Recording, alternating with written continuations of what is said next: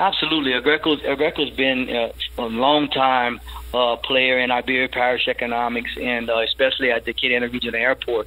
With their headquarters located in out of the country for sure, and local leaders that present themselves to using this area to service the North American industry that they serve is from an energy standpoint and a generator standpoint, as well as some cooling issues too. They do some cooling as well.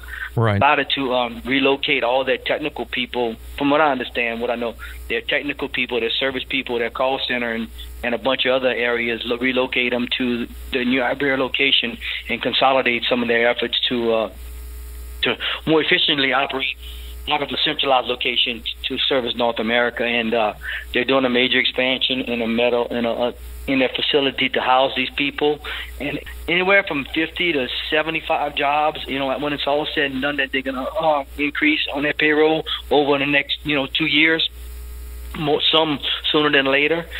So that's a big shot in the arm, not only for the Cajun Regional Airport, but for Iberia PArish, because it's technical jobs that are going to be paying in excess of $60,000 to $70,000. From what we're told, Iberia PArish government just passed the industrial tax exemption to go ahead and relieve them of ad valorem taxes, some portion of 100% of ad valorem tax for the first 5 years, additional 3 years to help them offset some of their expansion costs in our parish and creating economic, creating economic use to the jobs. Well, correct me if I'm wrong. I assume that has a big part to do with their expansion. Absolutely. Yeah. So we relieve them ad valorem taxes, our portion, so that they can offset some of their costs. And of course, it's prorated over the next 8 years total. Like I said, 100% the first 5, 80% for the next 3, which was originally the state would go ahead and do that, but as the states passing mandated costs down to the local governments, they passed this program down to the local governments and let them decide what the impact would be on their local constituents, and if we wanted to support those industries or not. Right. I thought it was a great idea, and we've been very successful in moving these several projects forward. Not only this one, but we just had one at the Weeks Island. The guys that built a lens for the Tomahawk missile, they're reopening and creating 20 new jobs up there. So we have several of them that have came up recently. So we're excited, and the biggest part, and not that I'm an opponent of it, but all of them are most non-oil field related jobs.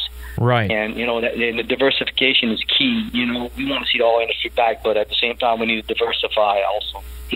Right, and that's one thing I wasn't quite clear on. Aggreko, they provide temporary power solutions and cooling and stuff, not only for the oil industry but for other sectors as well. Correct? Absolutely. Natural disasters, public schools, public utilities, oil field. They are diversified totally. It's not a substantial portion of oil field, offshore generators and whatnot, but they're diversified tremendously when it comes to other industries. I mean, grocery stores, standby generator, public. A lot of their work is public events, concerts, big outdoor events, Superdome, Super Bowl, those kind of events. So those are their main revenue generating. So they extremely diversify when it comes to their service, and that's what makes them a player in our economics, because we know that they're here to stay when they're investing in our community and expanding. We know they're here to stay. We know they're going to bring people in here that are going to relocate and buy houses hopefully and spend money locally, and